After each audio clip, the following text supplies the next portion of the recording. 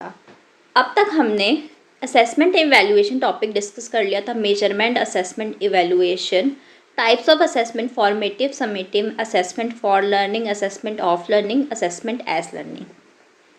And हमने already discuss कर लिया कि difference between evaluation and assessment होता क्या है। सीसीई भी हम डिस्कस कर चुके हैं, स्कोलास्टिक एंड को स्कोलास्टिक पार्ट ऑफ एजुकेशन भी हम डिस्कस कर चुके हैं, रिमीडियल एंड डायग्नोस्टिक टीचिंग भी हम डिस्कस कर चुके हैं। तो मैं उस वीडियो का लिंक इस वीडियो के डिस्क्रिप्शन बॉक्स में डाल दूंगी, आप वहाँ से देख सकते हैं। नाउ वी विल डिस्कस कि norm reference and criteria reference test आखिर होते क्या हैं। जो हमारे नॉर्म रेफरेंस टेस्ट होते हैं, इसमें हम क्या करते हैं, स्टूडेंट्स की परफॉर्मेंस को हम कंपेयर करते हैं। ये हम क्या करते हैं, बच्चों की एबिलिटीज़ को जानने के लिए करते हैं कि कौन बच्चा कितना कैपेबल है या कितना इंटेलिजेंट है, ताकि हम क्या कर सकें, बच्चों को अच्छी पोजीशन में, जैसे कि अगर मान लीजिए एक बहुत large number of group of students हैं जो कि एक कॉलेज में एडमिशन लेना चाहते हैं, तो वहाँ पे क्या होगा, सीयूईटी जैसा कोई एग्ज़ाम होगा, ताकि हम बच्चे जो ज़्यादा कैपेबल हैं, ज़्यादा डिज़र्व करते हैं स्टूडेंट्स एडमिशन लेना, तो हम वहाँ पे क्या हो, क्राइटेरिया बना करके हम बच्चों की परफॉर्मेंस के बेसिस पे हम एडमिशन दे सकें। तो ये हमारे क्या होते हैं, इस तरीके के टेस्ट आते हैं हमारे नॉर्म रेफरेंस टेस्ट में। जैसे कि हमारा एग्जाम्पल हो गया एंट्रेंस एग्ज़ाम्स, जितने भी कॉलेज एंट्रेंस एग्ज़ाम्स होते हैं या फिर जॉब एंट्रेंस एग्ज़ाम्स होते हैं या फिर हमारे जितने भी कॉम्पिटिटिव एग्ज़ाम्स होते हैं, जैसे कि जेई, नीट, DSSB के एग्ज़ाम्स, क्लैट, ये सब भी क्या है, हमारे नॉर्म रेफरेंस टेस्ट के एग्जाम्पल्स हैं। नाउ हम डिस्कस करते हैं कि क्राइटेरिया रेफरेंस टेस्ट आखिर होते क्या है। क्राइटेरिया का मतलब क्या है कि यहाँ पे एक लिमिट सेट कर दी है कि आपको इतना परफॉर्म करना है ताकि आप उस रेस में बन सकें। जैसे कि जो हमारा सीटेट का एग्ज़ाम है, क्या ये क्राइटेरिया बेस्ड एग्ज़ाम है, इसमें हमें क्या है 90 मार्क्स लाने हैं। जनरल कैटेगरी वालों को क्या है 90 मार्क्स लाने हैं, तो उसके बाद क्या होंगे, आप एलिजिबल हो जाएंगे कि आप आगे के टीचिंग एग्ज़ाम्स में पार्टिसिपेट कर पाएँ। आप अपने यहाँ पे क्या हो रहा है, एक परफॉर्मेंस के लिए यहाँ पे फिक्स्ड और प्री डिटरमाइंड स्टैंडर्ड बना दिया है, जिसे हम पार कर लेंगे, जिसे हम क्लियर कर लेंगे, तो हमारा क्या होगा, एक लेवल क्लियर हो जाएगा। तो ये क्या थे, हमारे क्राइटेरिया रेफरेंस टेस्ट थे। तो आई होप आपको norm reference versus criteria reference test का मतलब समझ में आया होगा। अब हम डिस्कस करते हैं कि ऑब्जेक्टिव वर्सेस सब्जेक्टिव टेस्ट होते क्या है।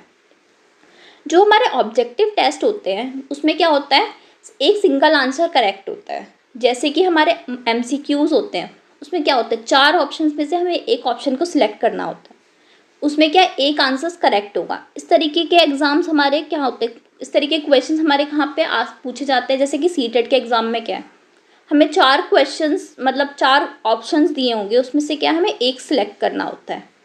जो हमारे ट्रू फॉल्स होते हैं, जो हमारे फिल इन द ब्लैंक्स होते हैं, या फिर वन वर्ड आंसर्स होते हैं जिन्हें हम लिखना होता है, वो सब भी क्या हमारे ऑब्जेक्टिव बेस्ड टेस्ट में आते हैं। और यहाँ पे क्या होता है, अगर हम में से कोई भी इंसान हो, जैसे मैं चेक कर रही हूँ या आप चेक कर रहे हो उस क्वेश्चन को, तो आप हमेशा क्या होगा, आंसर हमेशा सेम ही रहेगा। ये पर्सन टू पर्सन वेरी नहीं करेंगे इसके आंसर्स, ये हमेशा क्या होगा, फिक्स्ड वैल्यू देंगे। नाउ हम डिस्कस करेंगे कि सब्जेक्टिव टेस्ट क्या होता है। सब्जेक्टिव टेस्ट वो होते हैं जिसमें क्या होता है, हम लॉन्ग फॉर्म में आंसर्स लिखते हैं, जिसमें क्या होता है ह्यूमन जजमेंट या फिर हम अपने माइंडसेट के बेसिस पे क्या होगा आंसर्स लिखेंगे। इसके अंदर क्या आ सकते हैं, क्लोज एंडेड आंसर्स या फिर ओपन एंडेड क्वेश्चंस भी आ सकते हैं।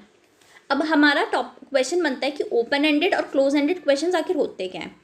जो ओपन एंडेड क्वेश्चंस होते हैं उसमें क्या है, हम अपनी पर्सनल चॉइस के बेसिस पे आंसर की एंडिंग कर सकते हैं।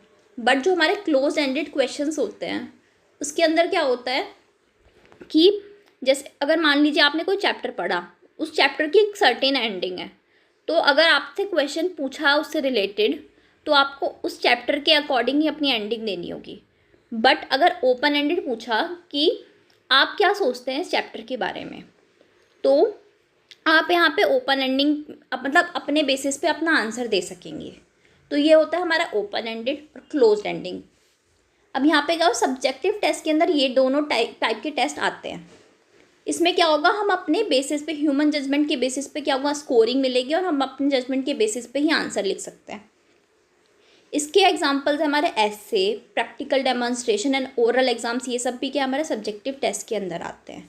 नाउ अब हम डिस्कस करते हैं कि tools and techniques of evaluation होती क्या है।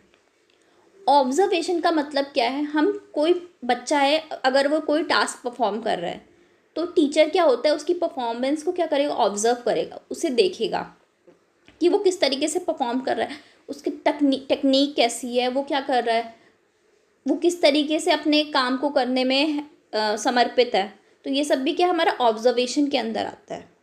अब चेकलिस्ट क्या होती है हमारी, चेकलिस्ट में क्या होता है, एक लिस्ट दे देंगे और यहाँ पे आपको बोलेंगे कि करेक्ट या फिर रॉन्ग की आपको टिक मार्क करना है।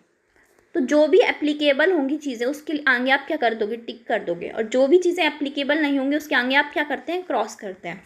तो ये क्या होती है, हमारी चेकलिस्ट होती है। अब आता है हमारा रेटिंग स्केल क्या होता है। रेटिंग स्केल का मतलब होता है कि हम यहाँ पे क्या कर रहे हैं, रेटिंग दे रहे हैं। जैसे कि 1 2 3 4 5 में से क्या है हम रेटिंग देंगे। तो यहाँ पे क्या होगा, सर्टेन क्या बोलते हैं पॉइंट्स दे देंगे टीचर, और यहाँ पे क्या आपको रेटिंग देनी होगी कि सेकंड पॉइंट पे आता है बच्चा या फिर उसने बहुत अच्छा काम किया तो 5 मार्क्स मिलेंगे उसे, या 3 मार्क्स मिलेंगे, या फिर 1 मार्क मिलेगा, या 4 मार्क्स मिलेंगे। तो ये क्या है, हमारा रेटिंग देने का तरीका है। अब आता है हमारा एनेक्डोटल रिकॉर्ड क्या होता है। एनेक्डोटल रिकॉर्ड क्या होता है, एक फ़ाइल की तरह होता है। उसमें क्या है, बच्चों के जो स्पेसिफिक परफॉर्मेंसेज हैं या फिर स्पेसिफिक जो इंसिडेंट्स हुए हैं स्कूल के या फिर क्लासरूम एक्टिविटीज़ के दौरान, तो वो हमारे क्या एनेक्डोटल रिकॉर्ड्स के अंदर रजिस्टर होते हैं। सो आई होप आपको एनेक्डोटल रिकॉर्ड समझ में आया होगा। करते हैं कि रिटन एंड ओरल टेस्ट आखिर होते क्या है। जिन भी टेस्ट में क्या है, हम रिटन फॉर्म में अपने क्वेश्चन आंसर्स या फिर कुछ भी हम क्या है रिटन फॉर्म में लिख के अपना मार्क्स को चेक करते हैं, तो वो हमारा क्या है रिटन टेस्ट के अंदर आते हैं। अब आता है ओरल टेस्ट क्या होते हैं। जो भी क्वेश्चन आंसर्स या भी जिस भी टॉपिक पे हमें अपना क्या टेस्ट देना होगा उसे हम क्या बोल के या ओरली हम प्रेजेंट करें, तो वो हमारे क्या होता है ओरल टेस्ट होते हैं। क्वेश्चनियर्स का मतलब क्या होता है, जब हमारे पास क्या हो एक लिस्ट ऑफ क्वेश्चंस होता है क्वेश्चनियर के अंदर, उसमें क्या है उसे हम अपने अकॉर्डिंग क्या है उसे फिल करेंगे। तो ये हमारा क्या है एक इवैल्यूएशन की टेक्निक है क्वेश्चनियर। अब आता है कि इंटरव्यू क्या होता है। इंटरव्यू का मतलब होता है 1-on-1 इंटरेक्शन होगा। जब हम जैसे कि मान लीजिए हम किसी जॉब इंटरव्यू के लिए गए, तो उसमें क्या होगा, एक इंटरव्यूअर होगा और आप क्या होंगे, इंटरव्यूई होंगे। तो वो जो इंटरव्यूअर होगा वो आपको क्या है क्वेश्चंस पूछेगा, और आप जब उस क्वेश्चंस का आंसर देंगे तो यहाँ पे क्या हो रहा है, इंटरेक्शन हो रहा है, बातचीत हो रही है। तो इसे हम क्या कहते हैं, इंटरव्यू कहते हैं। इंटरव्यू कई टाइप के हो सकते हैं, ग्रुप हो सकता है, 1-on-1 हो सकता है, ये सब भी क्या हमारे इंटरव्यू के टाइप्स हैं। अब आता है हमारा पोर्टफोलियो क्या होता है। ये भी एक रिकॉर्ड की तरह होता है जिसमें बच्चे की सारी एक्टिविटीज़, जितना भी उसने काम किया अपने स्कूल और क्लास में, वो सब क्या है रिकॉर्ड होता है। अब बात आती है कि एनेक्डोटल रिकॉर्ड और पोर्टफोलियो में डिफरेंस क्या होता है। पोर्टफोलियो में हम सारी परफॉर्मेंसेस जितनी भी करी हैं बच्चों ने, एक से मतलब जितने भी टेस्ट करे उसने, क्लासरूम एक्टिविटीज़ करी, सबका रिकॉर्ड होगा। बट एनेक्डोटल रिकॉर्ड में हम मेन या हाईलाइट होगी बच्चे की, या जो भी इम्पॉर्टेंट चीज़ें मेंशन करने लायक होंगी, एनेक्डोटल रिकॉर्ड में हम वही चीज़ें मेंशन करते हैं। सो आई होप आपको पोर्टफोलियो और एनेक्डोटल रिकॉर्ड के बीच में डिफरेंस समझ में आया होगा। अब हम डिस्कस करेंगे कि कैरेक्टरिस्टिक्स ऑफ टेस्ट होते क्या हैं। मतलब अगर हमने कोई टेस्ट लिया बट हमें कैसे पता चलेगा कि वो टेस्ट अच्छा है, उसके लिए क्या है, एक टेस्ट को ये 3 कैरेक्टरिस्टिक्स फुलफिल करने पड़ेंगे। पहला क्या है हमारा वैलिडिटी, दूसरा है रिलायबिलिटी, तीसरा है ऑब्जेक्टिविटी।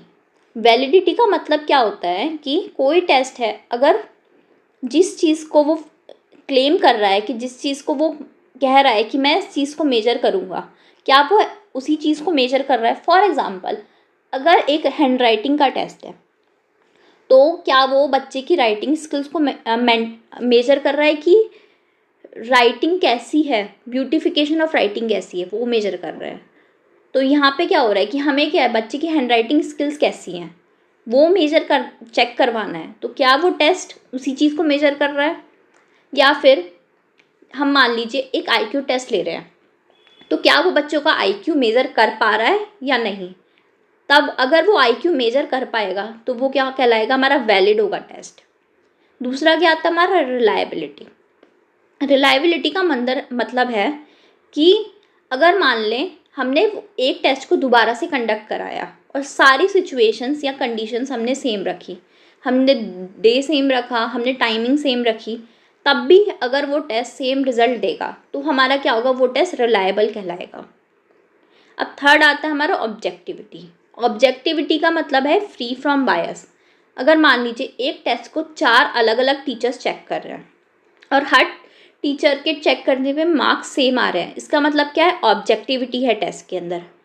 वो क्या टेस्ट है, फ्री फ्रॉम बायस है।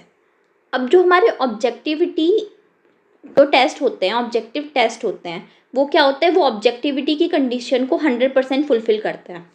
क्योंकि वहाँ पे क्या होता है, एक आंसर टिक करना होता है एमसीक्यूज़ के अंदर, तो वो क्या होगा, हमारा ऑब्जेक्टिविटी को फुलफिल करेगा।